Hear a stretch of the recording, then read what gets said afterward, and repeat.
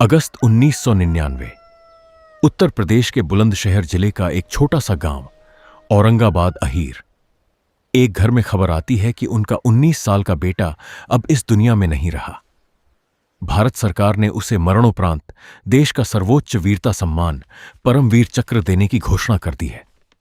पूरा गांव शोक में डूब गया, लेकिन यह खबर गलत थी।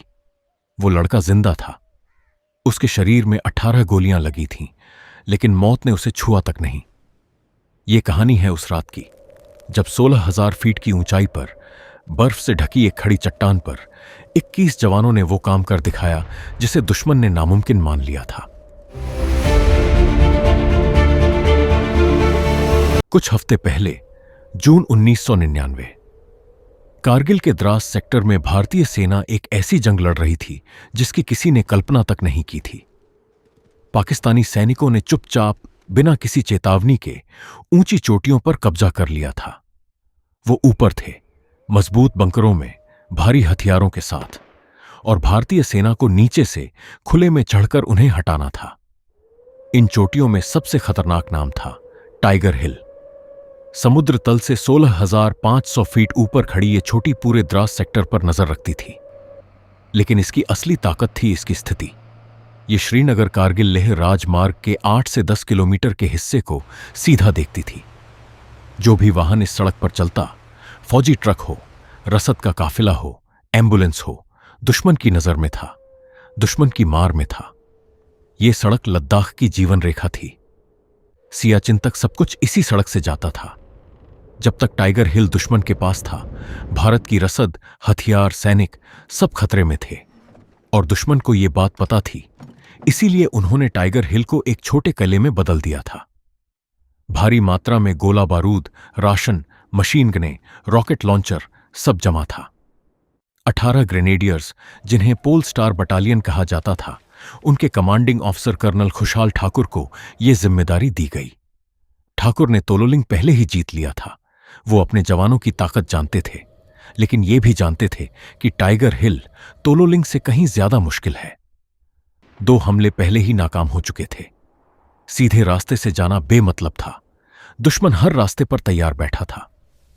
ठाकुर ने नक्शे पर एक और रास्ता देखा, उत्तर पूर्वी दिशा से, एक ऐसी खड़ी चट्टान जिसे दुश्मन ने इतना खतरनाक माना कि वहां पहरा तक नहीं रखा।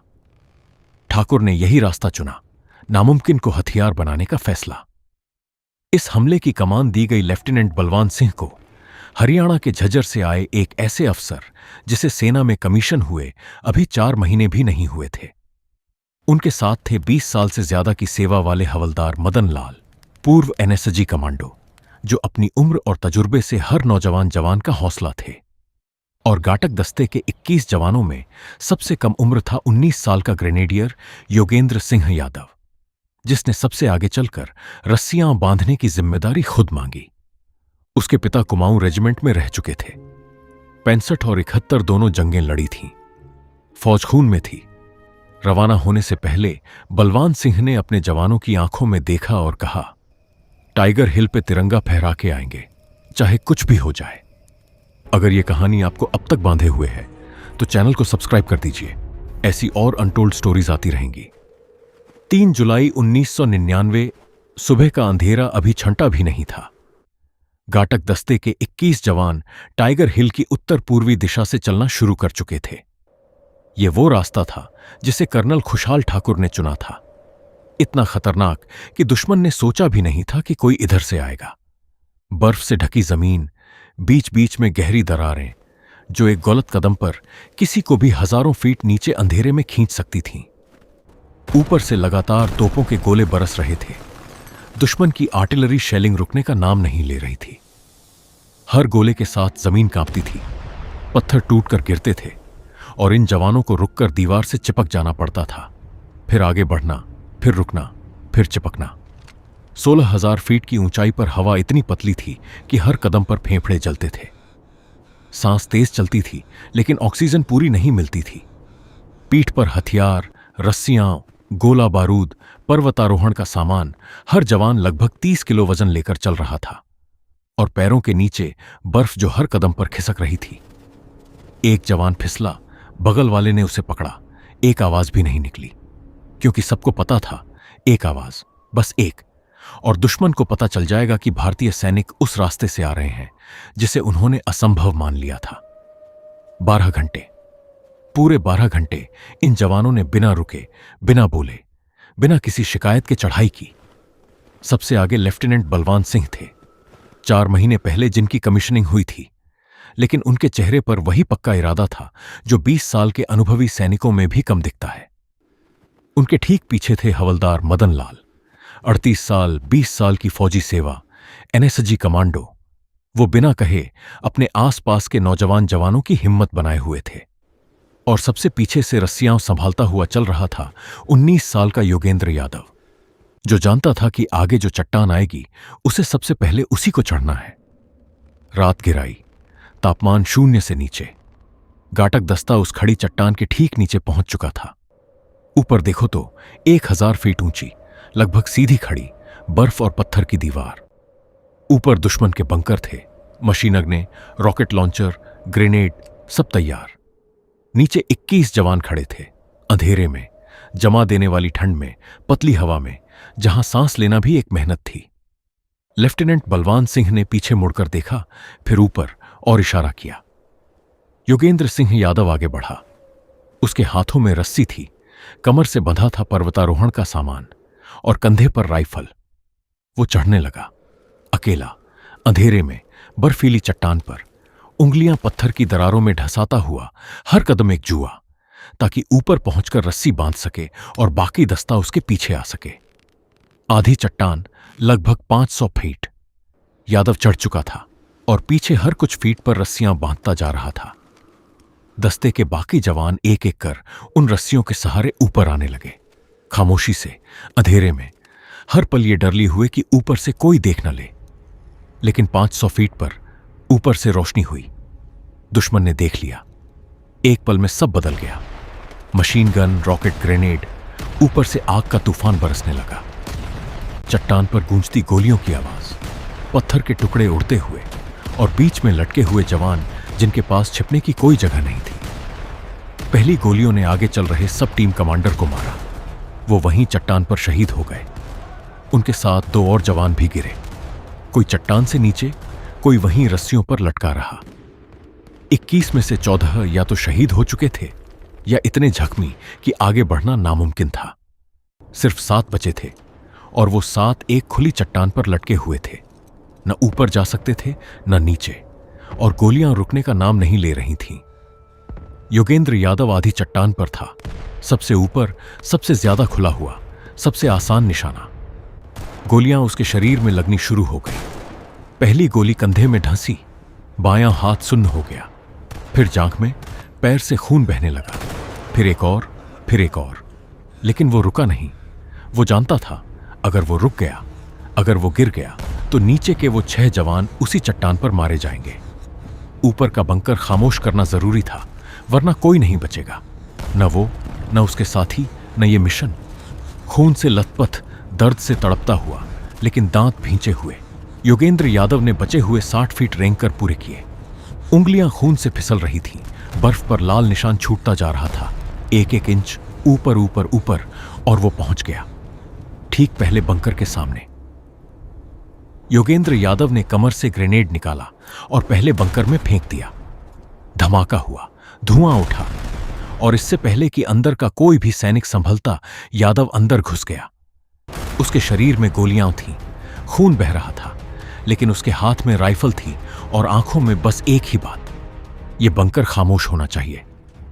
भीतर अंधेरा था, धुएं की गंध थी, और दुश्मन सैनिक अभी संभल रहे थे।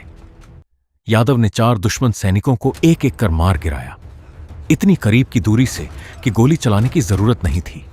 संगीन और हाथों से लड़ाई हुई। एक 19 साल का लड़का, जिसके शरीर में उस वक्त तक कई गोलियां धंस चुकी थीं, अकेले दुश्मन के बंकर के अंदर हाथों से लड़ रहा था। पहला बंकर गिरा, ऊपर से बरसती मशीन गन की आग रुकी, और उसी लम्हे नीचे चट्टान पर लटके बाकी 6 जवानों को वो रास्ता मिल गया जिसका इंतजार था।